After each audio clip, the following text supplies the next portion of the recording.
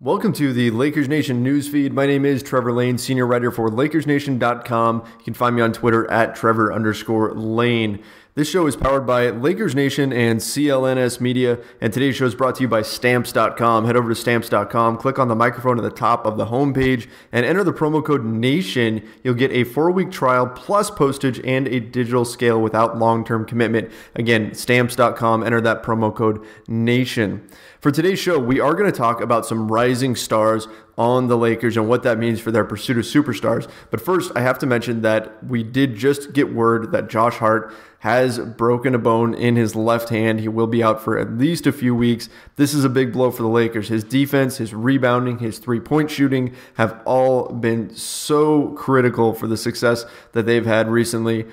This is an absolute bummer. So get well soon, Josh Hart. In the meantime, I would expect that the Lakers will probably put Lonzo Ball back into the starting lineup and then run the more traditional starting five that we all thought we'd be seeing this season with Lonzo Ball at the point and KCP, Brandon Ingram, Julius Randle, and Brook Lopez. So that's what I envision happening, but who knows? Luke Walton hasn't made it official exactly how he's going to shift the starting lineup now that Josh Hart is unfortunately out. So hopefully he will get back before the end of the season, but we'll see. We're going to have to wait on the Lakers for more word on that. So here's the thing. The Los Angeles Lakers at this point are playing pretty well. I mean, they've matched or almost matched last season's win total, even though there are 20 some odd games still left in this season. So they have exceeded expectations thus far. I think that it's safe to say that. But everybody knows they have a mountain of cap space coming up this summer. Magic Johnson and Rob Pelinka have carved it out. They've got all this cap room, and we know they're going to be hunting for whales. They're going to be going after the big-time free agents. I'm talking LeBron James. I'm talking Paul George. Maybe you can throw DeAndre Jordan in there, DeMarcus Cousins if they feel like he is recovering from his torn Achilles. There's some names out there. But you know what? Watching this team recently, they're on a 3-game winning streak right now. No, they're not the best teams in the league. They've beaten the Hawks, the Mavs, and, of course, the Sacramento Kings. But still, I think that we're starting to see something here.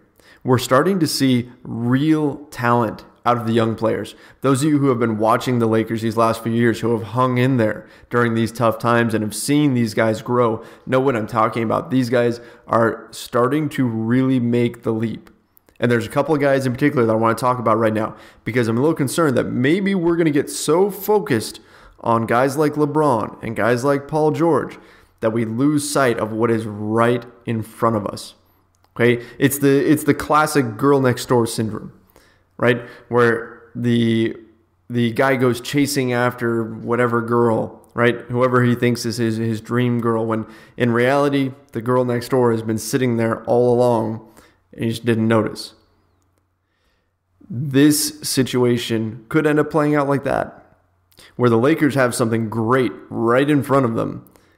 They just have to make sure they take notice and they do what they can to keep that. All right, and with that in mind, the first person we need to talk about is Julius Randle because he is a restricted free agent this coming summer. Julius Randle has been an absolute monster, and I'm going to give you guys his stat line for the month of February because it's ridiculous. 59% from the field. He is grabbing 9 boards per game, 4.3 assists to go along with 0.7 blocks, 0.6 steals, and 19.4 points. And you've been watching the games, you know that Julius Randle has looked absolutely dominant in certain performances, especially that big one against the Mavs when he lodged a triple-double, 18 points, 13 boards, and 10 assists. Julius Randle was a monster in that game. He's having these flashes where he looks unstoppable. And that's not to say he doesn't have weaknesses, because he does. He still can't shoot from outside. Right, he's only shooting 25% from 3 for the month, and he rarely takes them. So that's an issue. He still has some silly turnovers. It's like once per game you can just mark him down for an offensive foul where he's going to charge into somebody, even though they're set and they're waiting on him. He's going to bowl through them. But he's doing so many good things out there on the floor that it outweighs those things. Those things can be fixed. The speed, the explosiveness that we're seeing from Randle, the strength, he is a load to handle in the paint. He is spinning off guys. His efficiency at the rim has been incredible. If you guys remember, there was just a few seasons ago when the big knock on Julius Randle was that he was an inefficient scorer. Even around the rim, he could not score. And people were saying, oh, it's a problem with the length of his arms. He can't handle long defenders. Well, he has fixed that this season. He has been much, much better, and he has actually been a go-to scorer for the Lakers this season. And with Lonzo Ball out, they've been using him to even initiate the offense a little bit. Think about that, the two-man play that they've been running recently where Brandon Ingram lobs the ball in to Julius Randle in the post and then makes a cut to the basket, and Randle just throws Ingram a lob and then you get an alley-oop dunk. The Lakers have been running that out of timeouts recently because they know that Randle has the passing ability to do that. This is a versatile player who is also ridiculously athletic and strong. And yeah, he's a restricted free agent, and you can knock him and you can say, hey, he came into camp in great shape because he's got millions of dollars on the line. Why wasn't he in shape the seasons before and all of that? And that's all true, right? You can have that opinion, but Julius Randle, bottom line, is playing phenomenal basketball. And I think at this rate, if he can continue at the pace that he's playing at right now, you can say that he's an all-star level player right here. Julius Randle is an all-star level player right now if he can continue playing the way he has been, especially now that Larry Nance Jr. is out. The Lakers traded him. Randle has had more minutes fed his way, and he has taken advantage of it. It does complicate things a bit for his restricted free agency because you got to wonder what team is going to throw a big offer at him. But overall, he is playing wonderful basketball, and I think at this point you have to consider him part of the team's core, right? Before this, earlier this season, people were saying the team's core is Brandon Ingram, Lonzo Ball, Kyle Kuzma. Those three guys. I think Julius Randle has to be added to that. He is too good. In fact, I think you can argue that he is the team's best player right now. That's how good he's been. He's also only 23. That means that he still has upside. He still has potential. He's going to get better.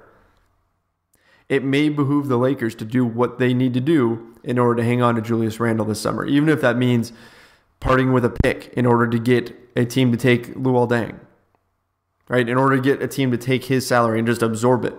It may hurt a little bit to get somebody to do that, but if the benefit is you get to keep Julius Randle, that just may be worth it. He was the Lakers' 7th pick in 2014, and he is looking like an absolute steal right now because he is playing wonderful basketball. I said Randle could be an all-star. He has some limitations that could prevent him from being a superstar, but there's another guy on the team that could very well be that superstar level player. The Lakers have been just begging for a superstar, right? They were chasing Carmelo Anthony at one point, a few seasons ago. LaMarcus Aldridge, DeAndre Jordan, Kevin Durant, they couldn't get a meeting with. They've been going after all of these big guys, haven't been able to get them. Looking for that guy that's going to take over for Kobe. Those are big shoes to fill. But you know what? There's one guy on the roster. Now, I'm not talking about Lonzo Ball. No knock on him, but I'm not talking about Lonzo. The one guy on the roster that could become that superstar, that's Brandon Ingram. If you thought Julius Randle's stat line was impressive, and it is, listen to Ingram's stats for February. 55% from the field. 52% from three. No, that's not sustainable, but still impressive. 78% from the line. 5.2 rebounds. Get this. Pay attention to this one. 5.6 assists. 5.6 assists per game for Brandon Ingram. He's been taking that point guard role for Lonzo Ball while he's been hurt. 1.1 blocks. 18.6 points. That is a player that can do just about anything on the floor. You're looking at a guy that can shoot from outside. He's hitting his threes. He's scoring from all over the court. And he's setting up teammates. Those 5.6 assists per game. I don't think anybody saw that coming from Brandon Ingram coming out of college, that he would have that kind of versatility, but he is looking more and more comfortable handling the basketball and setting up teammates, actually running the offense. And I think that the injury to Lonzo Ball was not a good thing. We don't want to characterize it that way, but still, for Brandon Ingram, it's sort of unleashed him a bit. That's the silver lining. It's allowed him to come into his own as a playmaker.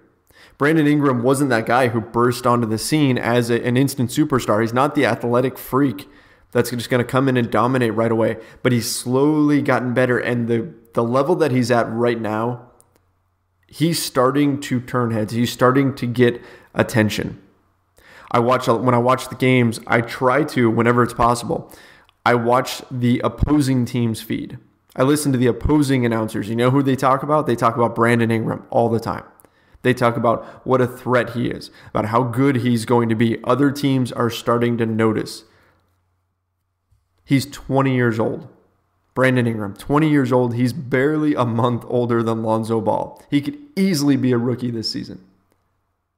This is a guy who could end up being that star-level player that the Lakers want to build around. He could be that piece that attracts other superstar-level players. If you're Paul George, if you're LeBron James, and you see what Brandon Ingram is doing right now, that's got to pique your interest, especially given how young he is. No, he's not the win-now piece those guys are ideally going to want, but man, this is a good player. So don't lose sight of that. Don't focus so much on next summer and what superstar can we add that we miss what's going on right in front of us, that we miss how good Brandon Ingram has been, that we miss how good Julius Randle has been. These guys are playing incredible basketball. And you know what? As I said, Josh Hart's been very good. There have been other players on the team that have been playing really well too. But enjoy what we're seeing from Ingram. Enjoy what we're seeing from Randle. And be excited about this. Because what this is, if this is real, if this is sustainable, Brandon Ingram's current level, Julius Randle's current level, and if they can retain him, that means, you know what? If the Lakers don't get Paul George, if they don't get LeBron James, but they just make some smart moves this summer, it's not the end of the world. You know, there was a time when the Lakers, if they didn't get that superstar, the sky was falling because they had nothing else to fall back on, right? They had to just pray that something worked out for them. Hope that Jordan Hill would turn in a huge season, right? Hope that some piece like Wesley Johnson was gonna blow up and finally reach his potential. They're not in that situation anymore.